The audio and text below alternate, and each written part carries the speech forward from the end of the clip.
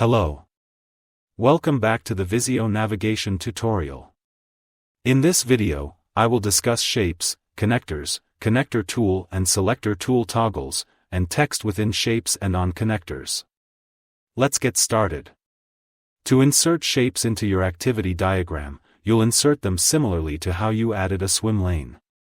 In the Shapes window to the left, by clicking, holding, and dragging, you can add shapes into your swim lanes.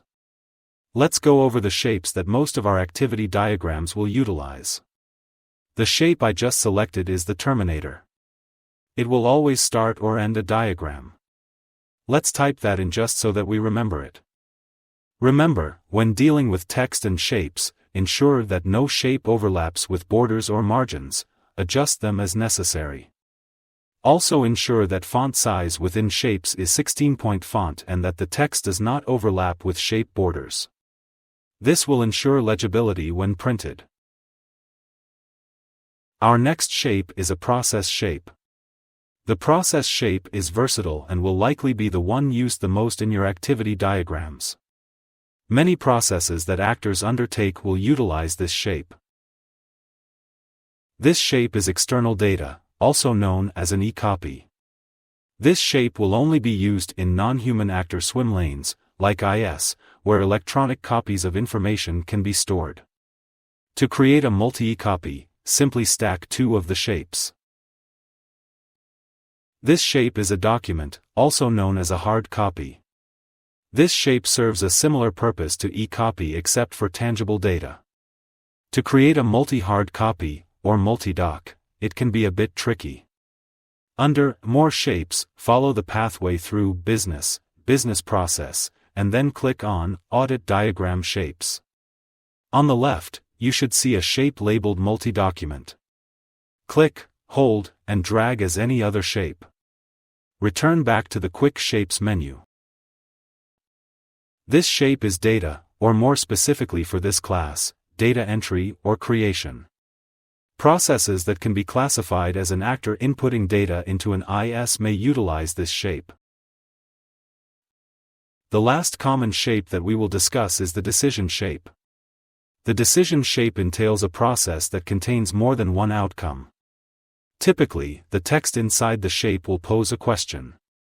The activity diagram will split into more than one pathway for each answer. For example, yes and no could be two alternatives from a decision step. That covers the basics of shapes and text in shapes.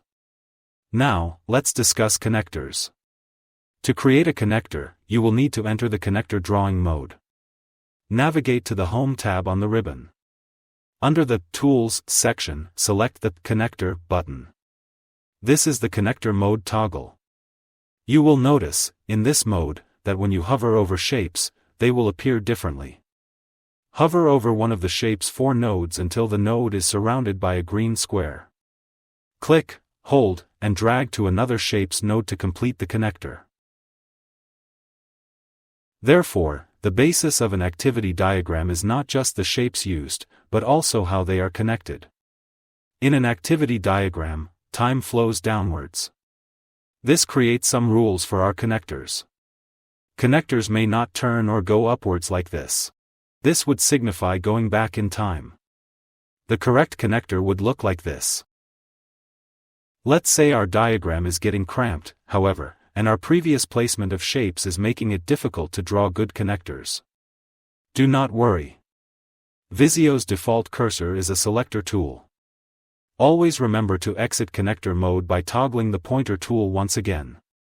By clicking, holding, and dragging to create a selection, you may select and move many shapes all at once. A shape must be fully covered by the selection to be selected. It will highlight blue if it was done correctly. You can change Visio's square selector tool to a lasso selector by navigating to the editing section of the Home tab on the ribbon.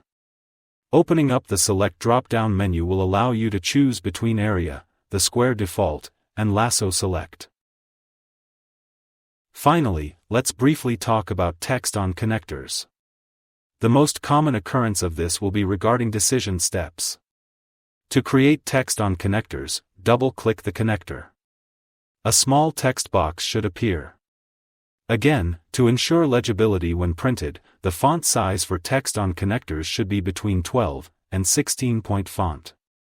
As an example, off of this decision step we may write yes and no on the connectors when our diagram splits. There's also the occasional usage to clarify processes like hand deliver, as I will demonstrate now. That is it for this video. Please continue with the next video about saving and converting our diagram into an image we can utilize in other documents.